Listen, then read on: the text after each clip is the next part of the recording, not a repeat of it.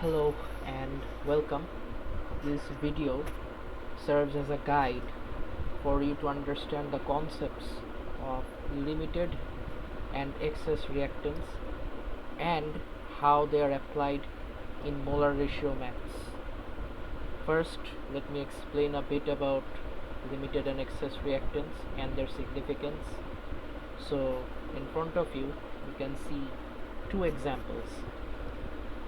Assume the blue as one reactant and the red as another reactant, and when they react it produces purple, as you can see right over here.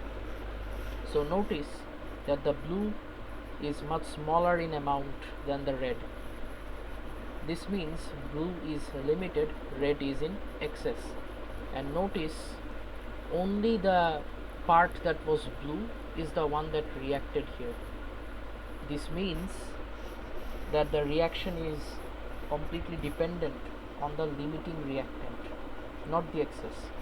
As you can see, even if we increase the amount of excess even more, the amount that reacted stays the same, because the limiting reactant is the one that allows the reaction to continue in the first place.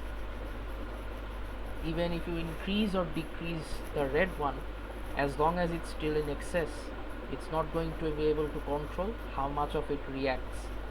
That control completely belongs to the blue reactant, which is limited. So now the same concept we are going to look at mathematically. We are going to try and find the limiting reactant out of three reactions. Actually, we're going to be doing two reactions. I'm going to show you two of them, and then I'm going to give you the third one as a homework. I'll provide some clues for you to be able to solve them. So let's get into the first reaction. So this is our first reaction. It's an easy one. We have hydrogen plus oxygen equals to water, and of course we have the balanced 2's over here for balancing the equation. Remember, when we are working with chemical equations, the quantity that we compare has to be moles, not mass, not volume, not concentration, but moles.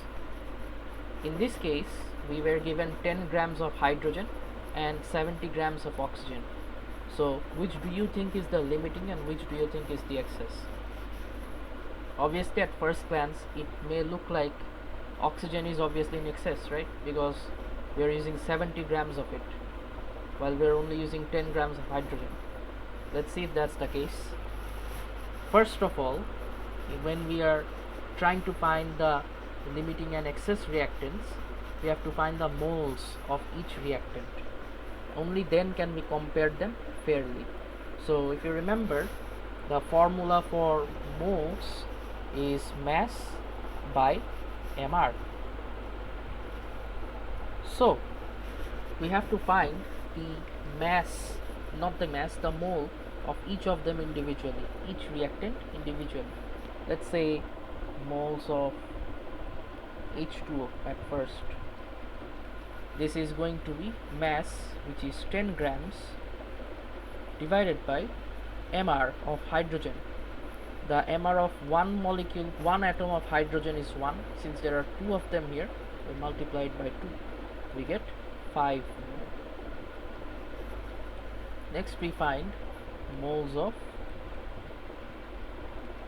oxygen, and that is the mass of oxygen, which is 70 divided by the mR of oxygen.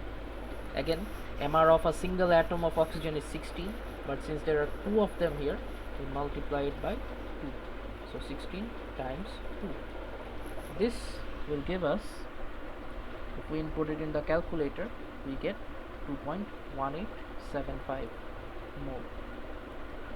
Or just, you could also write 2.19 mole, that's fine. Next, we have to assume that one of the moles is unknown. Although we found the moles of both of them, we have to assume one of them is unknown, because what we have found right now are the moles that we are given for the reaction. but what we are assuming is the amount we need for the reaction to continue. So let's say in our case we assume hydrogen to be unknown. So now we are going to apply molar ratio on this. We already know the formula for molar ratio, which is the unknown mole divided by the known mole equals to unknown coefficient divided by known coefficient. In this case, since the unknown is hydrogen and the known is oxygen, we input it into the formula accordingly. Next, we just do simple calculations. So for this case, hydrogen mole we do not know, but oxygen mole we do know. It's from right here, 2.1875. I'm just going to write 2.1875, or you know what, I'll make it easier. I'll write 2.19, makes it easier. I'll color code it a bit. 2.19 equals to coefficient of hydrogen. So if we go back to the reaction, coefficient of hydrogen is 2. So we place 2 here. Next, coefficient of oxygen is 1. So we place 1 here.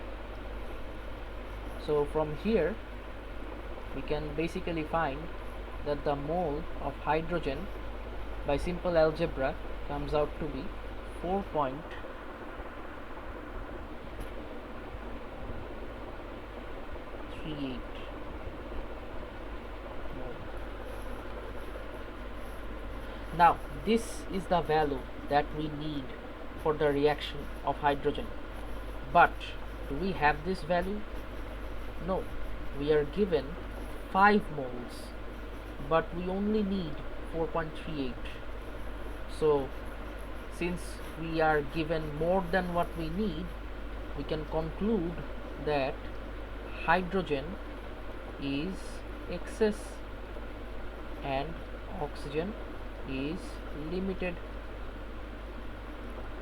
Remember, I'm not going to be showing any steps after this state, but in tests there are usually steps after this, and for those steps, since now we know that hydrogen is excess and oxygen is limited, we know that oxygen is the one that calls the shots in this reaction. Oxygen is the boss here. Since this is the limiting reactant, this is the guy that controls the full reaction. So from here on out, if let's say the question asked you to find, let's say, mole of water, we are not going to be using moles of hydrogen anymore for our molar ratio. We will be using moles of oxygen for the molar ratio to find water moles, and so on. So this was the first example. Next, let's look at one more example. This is another reaction. I'm going to be skipping over the formula bits because it's already covered right now. So we have C3H8 plus 5 oxygen, 5 O2, giving us 3 CO2 plus 4 H2O. And these are the values, these are the masses of these reactants that we are given with. Now again, as usual, the first step is to find the moles.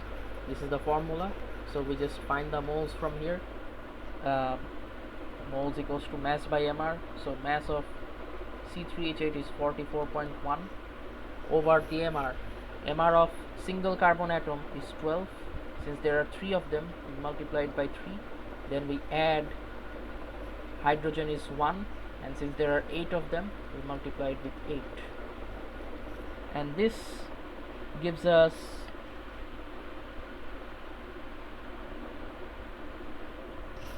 if we input it in the calculator, this gives us around 1.05. If I make any calculation mistakes, please just fix it. It's the same concept. The concept is same. Okay, just let me know, I'll fix it, but I feel like that would not be necessary. Let's see.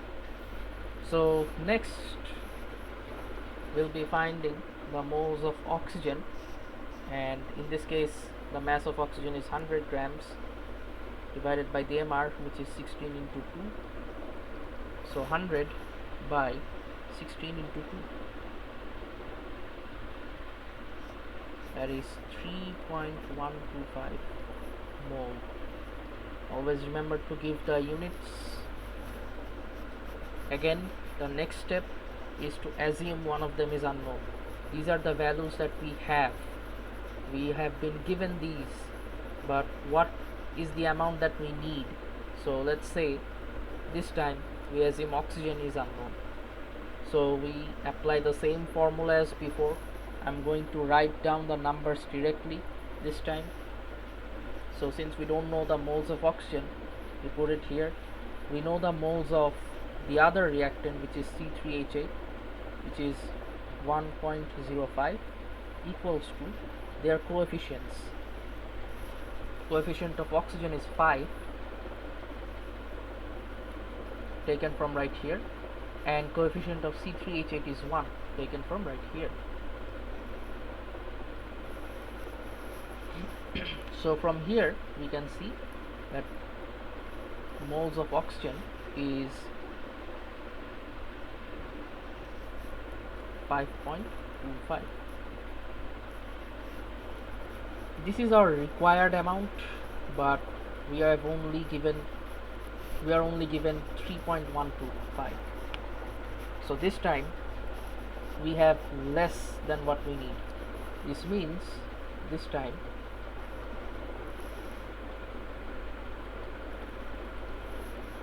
oxygen is limited.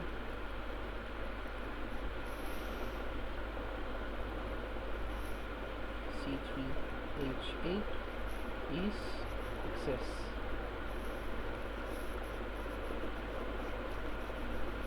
Okay, so I hope you have understood so far. Now for the last example, I'm not going to be doing this one, I'm just going to give you the steps. It's this reaction. This is the reaction. We have nitrogen plus 3 hydrogen equals to 2 ammonia. These are the masses that we have for each reactant. So obviously the first step is to find the moles of both reactants. So find moles of nitrogen, then find moles of hydrogen. Those are the given moles. Next step is to assume one of the reactants moles is unknown. Okay, so whichever one you assume, you're going to get the same conclusion at the end. So it should not matter which one you choose, just choose one. Next, you use molar ratio to find the required mole, basically this step. And finally, based on the required mole, you identify which chemical is limited, which is excess. So that's it for this topic. Best of luck.